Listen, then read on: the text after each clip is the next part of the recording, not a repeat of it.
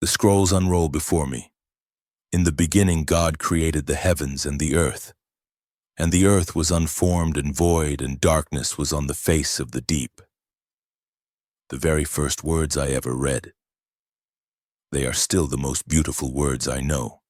Barashis burao Elohim es hashamayim vi haaretz, ve haaretz hoisu sheova wohu, vechoshech al penei tehoim. That is how the words actually sounded. I read on through the unfolding scrolls from the first word to the last, and the ancient wonder stirs into music for me again. Good, deep, true, lovely old book. It tells a straightforward, honest story. None of the illusions, following which I almost broke my neck, are here. Only the rabbis lied to me. The first time I heard the words of the poet-author of Genesis, it was from the mouth of my father, and I revered him as if he were himself their author. My father's father was a great man in the country in which I was born. I heard him recite Hebrew words one Yom Kippur night, and he wavered like a great god with wings between the two tall taper lights on each side of the Ark of the Covenant. My father had 3 brothers, each as tall and as stalwart as himself. Occasional Hebrew words would emanate from them, and they appeared to grow into godhood in front of my eyes. They are all dead now except one. I realized long before they died that they were not gods. My father's father, his father before him, and all the Jewish fathers yielding all the way back to Abraham, the father of them all, were they all Jews? Far, far from gods. No one knew this better than that wise poet-author of Genesis, now that I have learned how to read him correctly. And there was a famine in the land, he relates, and Abram went down into Egypt to sojourn there, for the famine was sore in the land. And it came to pass, when he was come near to enter into Egypt, that he said unto Sarai, his wife, Behold now, I know that thou art a fair woman to look upon. And it will come to pass, when the Egyptians will see thee, that they will say, This is his wife, and they will kill me, but thee they will keep alive. Say, I pray thee, thou art my sister, that it may be well with me for thy sake, and that my soul may live because of thee. And it came to pass that, when Abram was come into Egypt, the Egyptians beheld the woman, that she was very fair. And the princes of Pharaoh saw her, and praised her to Pharaoh, and the woman was taken into Pharaoh's house. And he dealt well with Abram for her sake, and he had sheep and oxen and he-asses and men-servants and maid-servants and she-asses and camels. And the Lord plagued Pharaoh and his house with great plagues because of Sarai, Abram's wife. And Pharaoh called Abram and said, What is this that thou hast done unto me? Why didst thou not tell me that she was thy wife? Why saidst thou, She is my sister, so that I took her to be my wife? Now therefore behold thy wife, take her, and go thy way. And Pharaoh gave men charge concerning him, and they brought him on the way, and his wife, and all that they had. 13. And Abram went up out of Egypt, he and his wife, and all that he had, and Lot with him, into the south. And Abram was very rich in cattle, in silver, and in gold. Apparently these words describe one of the very early stages in the career of this nomad chieftain to whom the blood of our race rolls back. By the evidence of the little, practically nothing outside of his wife's beauty, he brought along with him to Egypt, Abraham was rich only in his dreams of the future. Else, supposing, as we have no right to, that he had a strength such as is not represented by worldly goods, why should he have been afraid of Pharaoh? But there can be no misunderstanding the nature of this little jaunt of Abraham's. It was only one of several such raids told with cynical politeness as to detail by the author of Genesis. There probably were more raids which it was pointless to record. One thing is certain. Those visits were not motivated by friendliness. According to the most reliable historians of that period, the nomads wandered through many countries, sometimes by prearrangement with those countries, but more frequently in the spirit of sheer invasion. The historian of the Encyclopedia Britannica says, in times of drought and food shortage, such nomads as these were compelled to raid their agricultural settled neighbors. But in that first recorded trip to Egypt, Abraham, of whom the ancient historian Nicholas of Damascus wrote that he came with an army out of the land above Babylon and reigned at Damascus, was not yet strong enough to enrich himself by violence. There are, however, more ways than one of making conquest. The one chosen by Abraham and resulting in his being laden by Pharaoh with presents for the favors of his beautiful wife has become a very popular occupation. Apparently also, few of the tricks in the game as it is played today were unknown to Abraham. How else are we to understand these words in Genesis? The Lord plagued Pharaoh and his house with great plagues because of Sarai, Abram's wife. I cannot accept the popular anti-Semitic interpretation that Abraham and his wife suffered of a venereal disease. On the contrary, I do not think anything physical is implied here at all. Whenever he means to convey the idea of a physical ailment, the poet of Genesis is always at great pains to name it. Here he merely says that the Lord plagued Pharaoh and his house. Is it too rash to assume that this plague sounds a little more like blackmail than syphilis? Or why, if this is not true, is the poet at pains to explain that when Abraham returned with his family out of Egypt, he was very rich in cattle, in silver, and in gold? That Abraham, having discovered this new racket, decided to practice it further becomes apparent when he repeats the adventure in a similar manner before the king of another people. And Abraham journeyed from thence toward the land of the south, and dwelt between Kadesh and Gerar. And Abraham said of Sarah his wife, She is my sister. And Abimelech king of Gerar sent and took Sarah. But God came to Abimelech in a dream of the night, and said to him, Behold, thou shalt die because of the woman that thou hast taken, for she is a man's wife. Now Abimelech had not come near her, and he said, Lord, wilt thou slay even a righteous nation? Said he not himself unto me, She is my sister? And she even herself said, He is my brother. In the simplicity of my heart and the innocency of my hands have I done this. And God said unto him in the dream, Yea, I know that in the simplicity of thy heart hast thou done this, and also withheld thee from sinning against me. Therefore suffered I thee not to touch her. Now therefore restore the man's wife, for he is a prophet, and he shall pray for thee, and thou shalt live. And if thou restore her not, know that thou shalt surely die, thou and all that are thine. And Abimelech rose early in the morning, and called all his servants, and told them all these things in their ears. And the men were sore afraid. Then Abimelech called Abraham, and said unto him, What hast thou done unto us, and wherein have I sinned against thee, that thou hast brought on me and on my kingdom a great sin? Thou hast done deeds unto me that ought not to be done. And Abimelech said unto Abraham, What sawest thou that thou hast done this thing? And Abraham said, Because I thought, Surely the fear of God is not in this place, and they will slay me for my wife's sake. And moreover, she is indeed my sister, the daughter of my father, but not the daughter of my mother. And so she became my wife. And it came to pass, when God caused me to wander from my father's house, that I said unto her, This is thy kindness which thou shalt show unto me. At every place whither we shall come, say of me, He is my brother. And Abimelech took sheep, and oxen, and men servants, and women servants, and gave them unto Abraham, and restored him Sarah his wife.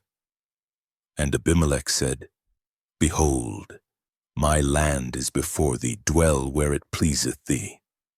And unto Sarah he said, Behold, I have given thy brother 1,000 pieces of silver. Behold, it is for thee a covering of the eyes to all who are with thee, and before all men thou art righted. Abraham became a really rich man. There was too much for him to lose now, if having tried this little game it should happen to fail. Besides having had the greater means, there were other grander schemes to work. The story of Abraham becomes eloquent with intrigues and alliances between himself and other desert bandits and God. He solemnly announces his allegiance to a new deity, and probably to economize on the expensive materials which went into the making of idols, and to save himself the trouble of having to cart them about with him in the desert, he invented God's incorporeality. This carried him far into the esteem of his gaping contemporaries. Only one thing seemed to trouble him: the lack of a son to inherit the spoils and found a new nation in his name, as he had promised himself in his dreams. Genesis reports that Abraham was not really very particular. Finding himself too old to beget children of his own, Abraham was quite content to let Ishmael, a son by his wife's servant Hagar, to be his heir. If the passion of the narrative here is to be trusted, Abraham was more than ordinarily fond of Ishmael, but Sarah had never forgiven Hagar for laughing at her, and as she hated Hagar, she loathed Hagar's offspring. No, under no circumstances was that obnoxious handmaiden of hers to fall heir to the name and riches of Abraham. Rather, since Abraham was too old for the hope of a child by him, would it be a son of her own by the seed of another man which might fructify within her? Nothing is clearer in the book of Genesis than that Sarah was a shrew, and that Abraham was a henpecked husband. The stream of the narrative in Genesis is often turbulent and unclear because it is really two narratives blended into one, with spots where the process of blending was not so successfully accomplished. But the unfolding of the strange circumstances leading to the birth of Isaac is not the result of this difficulty. It must have been told quite honestly by the author or authors of Genesis. But it was obviously tampered with by those Hebrew scholars in Alexandria, who committed most of the mischief in biblical exegesis. Here is the passage as it is given to us today. And the Lord appeared unto him, Abraham, by the terebinths of Mamre, as he sat in the tent door in the heat of the day. And he lifted his eyes and looked, and lo, 3 men stood over against him, and when he saw them, he ran to meet them from the tent door, and bowed down to the earth, and said, My Lord, if now I have found favor in thy sight, pass not away, I pray thee, from thy servant. Let now a little water be fetched, and wash your feet, and recline yourself under the tree. And I will fetch a morsel of bread, and stay ye your heart. After that ye shall pass on. Forasmuch as ye are come to your servant. And they said, So do as thou hast said. And Abraham hastened into the tent unto Sarah, and said, Make ready quickly 3 measures of fine meal, knead it, and make cakes. And Abraham ran unto the herd, and fetched a calf tender and good, and gave it unto the servant. And he hastened to dress it. And he took curd and milk and the calf which he had dressed, and set it before them. And he stood by them under the tree, and they did eat. And they said unto him, Where is Sarah thy wife? And he said, Behold, in the tent. And he said, I will certainly return unto thee when the season cometh round, and lo, Sarah thy wife shall have a son. And Sarah heard in the tent door which was behind him. Now Abraham and Sarah were old and well stricken in age. It had ceased to be with Sarah after the manner of women.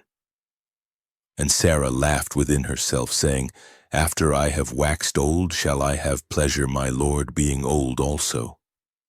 And the Lord said unto Abraham, Wherefore did Sarah laugh, saying, Shall I of a surety bear a child who am old? Is anything too hard for the Lord? At the set time I will return unto thee when the season cometh round, and Sarah shall have a son. Then Sarah denied, saying, I laughed not, for she was afraid. And he said, Nay, but thou didst laugh. Until the very last bantering words, it is wildly possible that a story as gravely beautiful, as poetically sincere as Genesis might have confused humanity and divinity so badly. But would even the most rabid apologist for Abraham or our national pride insist that the Lord carried on such petty and utterly useless banter with the woman Sarah? Notice that 3 people appear before Abraham. 3 people are fed by him and fed to stay the heart, an expression that would never have occurred to the original author if he tried to convey the impression that Abraham knew he was entertaining the Lord himself. But Abraham, you will notice, carries on his conversation with only one. The expurgators of the Bible, who here did their best to veil the clear sense of the narrative, would have you believe that the trio consisted of God and 2 of his angels. Nothing concerning their nature is said or hinted in the first part of the narrative here quoted. But in the next part, when, their leader having remained behind to converse with Abraham, the 2 are described entering the city of Sodom. The Alexandria meddlers seem to have made up their minds, and those who are described as men in chapter 18 are definitely referred to as angels in chapter 19. This inconsistency is made plausible by the fact that the Hebrew word maluchim means both angels and messengers. Now, to any intelligent, unprejudiced reader, it should become obvious from the fact that Abraham greets 3 visitors and holds conversation with only one, that the one was some important local chieftain on his way to prosecute an important business, and that the 2 who accompanied him were his bodyguards. To prove that these 2 were servants and not angels, it is only necessary to prove that their master was a man and not God. The Hebrew text, so inexpertly tampered with, proves this conclusively. The word Lord is written in 2 ways in Hebrew. When intended to denote the deity, it is spelled Yahweh and pronounced Adonai. But when the word is intended to denote a human master, the word Adonai is spelled as it is pronounced. In that part of the narrative where I reproduced the word Lord in capitals, the expurgators of Genesis, who faltered so frequently in their mystifications, spelled the word Adonai as appertaining to a man. Instead of being what it has been made to appear, a meeting between Abraham and God, the incident is merely that of a meeting between Abraham and one of his more powerful neighbor chieftains. His message to Abraham is in effect, "Obviously, Abraham, you are not a man to trifle with. One capable of inventing your particular monstrosity of a god should be consulted on all important desert matters. Well, I don't like the behavior of the people in Sodom. I understand the love-making of man and woman because it is sweet and fruitful. But what comes of the love of man and woman and woman?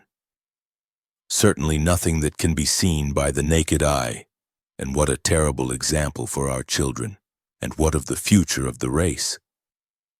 Their destruction, which is certain, should be hastened towards that, and I have sent my messengers ahead for a view of their fortifications. Then we'll knock hell out of them. So much for our moral chieftain's message." He began by accepting Abraham's hospitality, and with the insolence of the just, ended by proposing to provide him with an heir. It is to be presumed from the context that the beauty of Sarah was as well known as Abraham's unfortunate lack of an heir, so that when this chieftain saw the aged desert beauty winking at him from behind the doorway, it was only natural for him to become licentiously interested. But are you not going a bit too far from the accepted reading of the story, I can hear the reader ask. In proof of my belief that the incident, as I quote it from the Old Testament, has been tampered with, and that the story is really as I am setting it forth, I offer the corroboration of Philo Judaeus, the greatest Hebrew scholar of all time. Philo, who lived about 10 BC, must have had available the unaltered text of Genesis. Here is his version of the matter.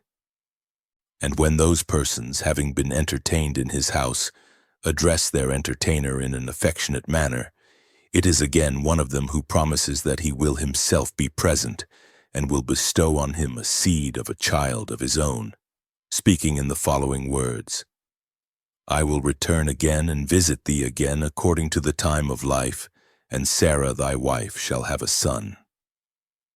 7. The issue is whether Abraham shall have an heir. But notice what the old bitch is thinking about. 8. The reader might object that Abraham could hardly believe that a son would be his if he were born of another man's seed. A modern Abraham might not. But the ancient Hebrews had a peculiar attitude in such matters. I refer you to verse 38 of Genesis. And Judah took a wife for his firstborn, and her name was Tamar. And Judah's firstborn was wicked in the sight of the Lord, and the Lord slew him. And Judah said unto Onan, Go in unto thy brother's wife, and perform the duty of a husband's brother unto her, and raise up seed unto thy brother. But how, it may be asked, could the chieftain so glibly promise that issue would be a boy and not a girl? The Arabians had a conceit about such matters, and thought they knew by position in love how to predetermine the sex of a child. Besides, an enamored man tries to be not accurate but persuasive. 9. The prevailing edition of Genesis has the Lord saying to Abraham that his seed would be a stranger in a land not theirs and be afflicted for 400 years. In the version of Genesis available to Philo, the text read 40 years. Here too you see the hand of the expurgator attempting to connect this prophecy with the Jews' eventual sojourn in Egypt. 10. A similar accusation is made in the Quran. Several instances of vital falsification are cited. But the Quran is a very poor critic of almost everything else, and so I hesitate to cite it even where it is correct. Apparently, the Old Testament's tamperers cut down his lordship's proposed 2 visits to 1, for it is only too obvious from the original as quoted by Philo that the first visit, according to the time of life, was for the sowing of the seed, and the second that he might see the seed in flower. But Abraham lived to bitterly regret this bargain. The account Genesis gives us of Isaac, his indolence, his lack of pride and venturesomeness, makes him a pale, ragged figure beside that of the flaming Ishmael. The more Abraham looked at Isaac, the son of a stranger by his wife, the more he loved Ishmael, sprung from his own loins. He grew to hate Isaac with a terrible hatred, and it seems altogether likely to me that Abraham would have thought of the sacrifice of Isaac even without divine intervention. If Isaac died, Abraham decided he would never again let Sarah inveigle him into such an arrangement. And whether Sarah liked it or not, Ishmael would inherit everything. If my suggestion that Abraham really took Isaac into the wilderness, when Sarah happened not to be aware, with the object of murdering him, is not true, why was Abraham so secretive about his operations? It could not be that he was performing a religious rite.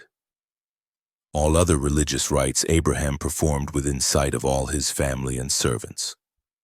The carelessness of our Hebrew fathers with regard to the chastity of their wives passes on in the same deliberate tradition to Isaac. When, like his father, Isaac fell upon evil days, he wandered out with his family into the land of the Philistines, the people ruled by Abimelech, whose affair with Isaac's mother had been so costly to the tribal treasury. And, records Genesis, Isaac dwelt in Gerar, and the men of the place asked him of his wife, and he said, She is my sister, for he feared to say, My wife, lest the men of the place should kill me for Rebekah, because she is fair to look upon. And it came to pass, when he had been there a long time, that Abimelech king of the Philistines looked out at a window and saw, and behold, Isaac was sporting with Rebekah his wife. And Abimelech called Isaac and said, Behold, of a surety she is thy wife, and how saidst thou, She is my sister? And Isaac said unto him, Because I said, lest I die because of her. And Abimelech said, What is this thou hast done unto us? One of the people might easily have lain with thy wife, and thou wouldst have brought guiltiness upon us. And Abimelech charged all the people, saying, He that toucheth this man or his wife shall surely be put to death. And Isaac sowed in that land, and found in the same year 100-fold. And the Lord blessed him. And the man waxed great, and grew more and more, until he grew very great. And he had possessions of flocks, and possessions of herds, and a great household. And the Philistines envied him. It must have been this propensity to trade the favors of their women for gold that caused the Jews to be held in such abhorrence by the ancient world. How deep-strung was this hatred of Jews in olden times is testified to eloquently by the author of Genesis in his description of the feast set by Joseph for his brethren. And Joseph made haste, for his heart yearned towards his brother, and he sought where to weep, and he entered into his chamber and wept there. And he washed his face and came out, and he refrained himself and said, Set on bread. And they set on for him by himself and for them by themselves, because the Egyptians might not eat bread with the Hebrews, for that is an abomination for the Egyptians. That is all. The subject matter is never again broached either in Genesis or in the rest of the Old Testament. Why did not the author of Genesis, who had such a deep respect for Egypt, make some effort to explain Egypt's contempt for the Jews? He might at least have tried to explain why the Egyptians at that table, all inferior to Joseph in rank, would have felt it an abomination to eat with him. His complete indifference to the matter is a more terrible accusation against the Jews than any to be found in the works of Livy and Appian. But might there not have been some explanation which was torn out of its context by the great expurgators? The portrait of the third of the great founders of our blood is done in even more lurid colors. Jacob did not stop after stealing his brother Esau's birthright. And it came to pass, runs the story, that when Isaac was old and his eyes were dim so that he could not see, he called Esau his elder son and said unto him, My son. And he said unto him, Here am I. And he said, Behold, now I am old, I know not the day of my death. Now therefore take, I pray thee, thy weapons, thy quiver and thy bow, and go out to the field, and take me venison, and make me savory food such as I love, and bring it to me that I may eat, that my soul may bless thee before I die. And Rebekah heard when Isaac spoke to Esau his son. And Esau went to the field to hunt for venison, and to bring it.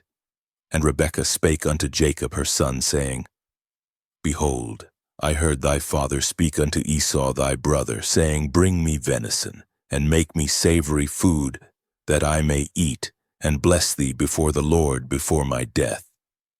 Now therefore, my son, hearken to my voice according to that which I command thee.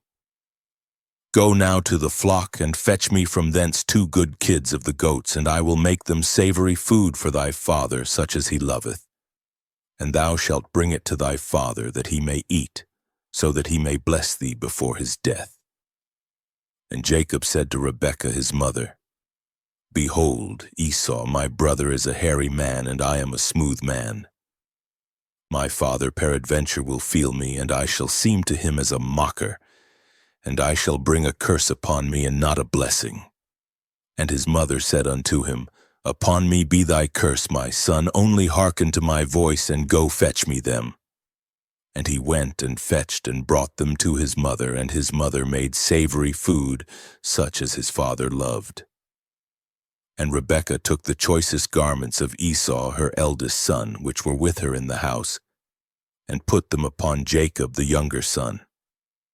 And she put the skins of the kids of the goats upon his hands, and upon the smooth of his neck. And she gave the savory food and the bread which she had prepared into the hand of her son Jacob. And he came unto his father and said, My father. And he said, Here am I. Who art thou, my son? And Jacob said unto his father, I am Esau thy firstborn. I have done according as thou hast bade me. Arise, I pray thee, sit and eat of my venison, that thy soul may bless me. And Isaac said unto his son, How is it that thou hast found it so quickly, my son? And he said, Because the Lord thy God sent me good speed. And Isaac said unto Jacob, Come near, I pray thee, that I may feel thee, my son, whether thou be my very son Esau or not. And Jacob went near unto Isaac his father, and he felt him, and said, The voice is the voice of Jacob, but the hands are the hands of Esau. And he discerned him not because his hands were hairy as his brother Esau's hands, so he blessed him. And it came to pass, as soon as Isaac had made an end of blessing Jacob, and Jacob was yet scarce gone out from the presence of Isaac his father, that Esau his brother came in from the hunting. And he also made savory food, and brought it unto his father. And he said unto his father, Let my father arise, and eat of his son's venison, that thy soul may bless me. And Isaac his father said unto him, Who art thou? And he said, I am thy son, thy firstborn Esau. And Isaac trembled very exceedingly, and said, Who then is he that hath taken venison and brought it me, and I have eaten of all before thou camest, and have blessed him? Yea, and he shall be blessed. When Esau heard the words of his father, he cried with an exceeding great and bitter cry. When the children in the little synagogue where I learnt my Hebrew letters came to this portion of the law, the rabbi would add, And the cry which Esau uttered was so terrible that the fiery Gehenna itself opened before him. The rabbi must have added this to frighten us, to give us an inkling of what a monster out of hell the man Esau was, so as to make us loathe the hairy man. Instead, a thrill of sympathy shot through me for the cheated Esau. In my heart I must have loved him more than I loved Jacob. Only one thing relieves the portrait of Jacob, this man of monstrous cunning and endless guile: his love for Rachel. The appearance of Rachel introduces a new element into the story of the Hebrew race. Unlike the wives of Abraham and Isaac, shrews of the shrill order, Rachel was beautiful and gentle. One can almost see her softening influence on the character of her husband, who combined business subtlety with a fierce determination to rise even above the birthright he had purchased. The delicate fingers of Rachel softened some of the hard lines in the portrait of Jacob.